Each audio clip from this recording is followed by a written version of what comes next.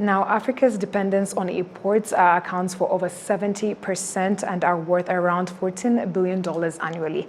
Africa imports about 95% of its medicines, and it is in the view of everyone that this level of dependence is dangerous in terms of health security.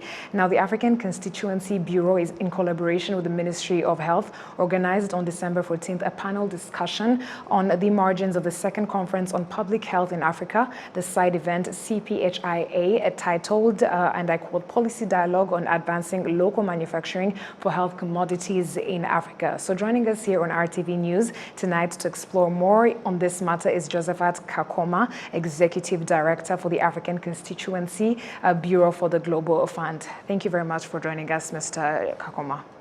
Thank you. Yes. So as we begin, your organization recently organized a side event on policy dialogue on advancing local manufacturing on health commodities for Africa during Africa's CDC's CPH IA conference. What is your organization, if you could tell us about that, and why is this discussion of interest to you and Africa at large? Thank you. Thanks for having me. The African Constituency Bureau is a continental organization that supports the Africans who represent the continent on the Global Fund Board. Our work basically involves engaging stakeholders, as we're doing today. We also do policy analysis, policy research, and advocacy, and ultimately package all the products of this work into what might look like policy briefs and also talking points for our board members. So basically that's the Bureau. Coming to a second part of the question, this work on local manufacturing is important to the continent. Other people have described it as an area of existential importance. If we do not or are not able to take care of our own health, we will be delegating other continents, other countries to be able to provide our health services, and in particular health products and medicines and so forth and so on. As you may know, there's a conversation around, or as the saying goes, some folks actually say, you cannot deliver health as to whom it may concern. It's something that needs to be embedded within the Africans ourselves should be able to provide health services for the continent. All right, thank you very much. Now, it is fact that Africa's dependence on imports accounts for over 95% in a market worth around $14 billion annually. So in the end, what does this mean for the continent? Yeah, to be honest, it's a sad state of affairs. The health of the continent is basically in the hands of individuals that are not on the continent. I'll give you an example. The Global Fund spends close to 2.5 to 3 billion US dollars on health commodities on Africa, but we do not supply any of that. Our manufacturers constitute about 500 in all across the continent, but only about 1% are pre-qualified by the regulators. Now, that's really concerning, and as a continent, we need to take the health security as something that's really critical, and because of that, there has been interventions at various levels across the continent to redress this. So it's something that's unacceptable, to say the least. Thank you. Yeah, and like you said, it is very concerning. So in your opinion, do you think Africa in itself is willing to flip the page and change the narrative?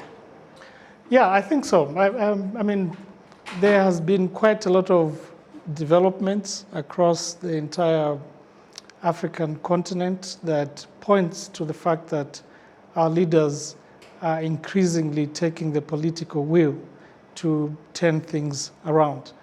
You might note, for instance, that the African Union has formed what is now called the African Manufacturing Agency, which will actually be based here in Rwanda, I suppose in Kigali. That's leadership. And what the continent is basically saying is that they want to take control of production of health commodities in our own hands. There are other things that the continent has been able to do. There's been a development of the pharmaceutical plan for the continent in terms of production of health commodities and medicines. There are resources that are being mobilized to be able to provide funding to set up not just the actual production and manufacturing plants, but the entire value chain, beginning from research and development, IP-related issues, commercialization of innovations, and so forth and so on. So that in itself, with a whole lot of other development across the continent, is a good indication that our leaders are actually taking the bull by the horn, if you can put it like that. Okay, maybe as we near the end of the interview, could you mention but a few, some of the hindrances that you may think are slowing down Africa from changing that narrative? Well, I think there are a number of challenges, if I can put it like that. Partly, I think it's issues to do with regulation. Partly, it's issues to do with, substantively, to be honest, it's about inadequate investment in research and development. I'll give you an example. For a product to come to the market, it takes about 12 years of research. And in some instances, you're talking about $100 million to actually get a product to be launched. Now, that's a lot of money. And I think we have individuals who are leading in different research areas. I wouldn't worry so much about that, but it's the resources, particularly around R&D.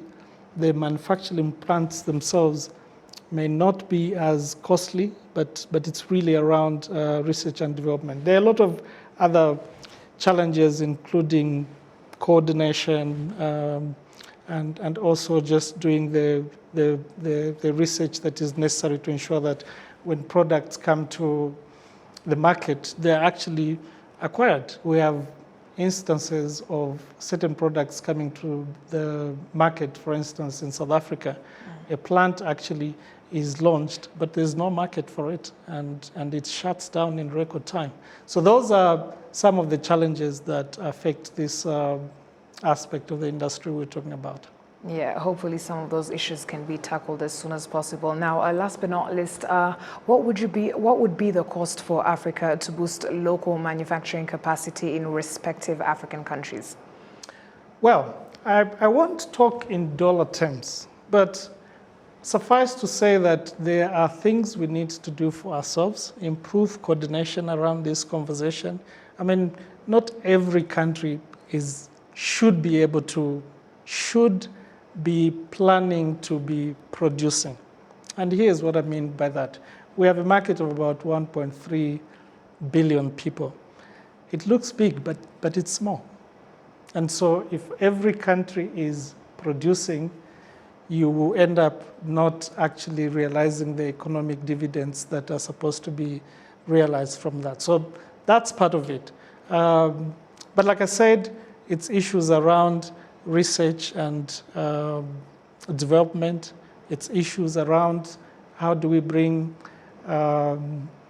commercialize the innovations that we are producing and bring them to the market, intellectual property related issues. So those are the key costs. Predominantly, it will be about commercializing. It will be about ensuring that when we have these products and ready, we are well coordinated. So the continent needs to put in place infrastructure that will ensure that we properly coordinate, we properly find the resources to put up the plants, but substantively, it will be about investing in R&D. Thank you very much. Thank you so much, Mr. Kakoma, for being with us here and sharing your insights on advancing the local manufacturing for health commodities. Hopefully, so much more can be done to better it. Thank you for having me. Thank you very much.